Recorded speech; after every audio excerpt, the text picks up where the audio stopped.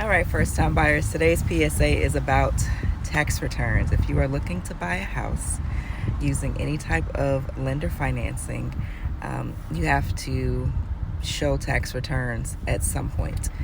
I just talked to a couple that, actually spoke to months ago, and their scores are too low. Now their scores qualify. One is over 700. The wife is just over like 620, somewhere in there.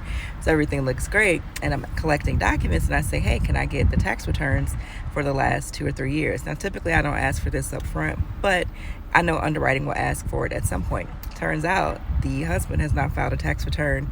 Child, I think they said over 5 years. And so I was like, oh, well, that's a problem.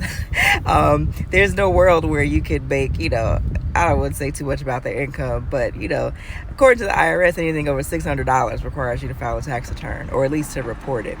So I was like, yeah, you're going to need to handle that. And she was like, we are? Yes, ma'am. You are going to have to start the process. And the reason for this, I wanted to share this with you guys, is that if there is a tax liability owed, we would factor that into their debt ratio.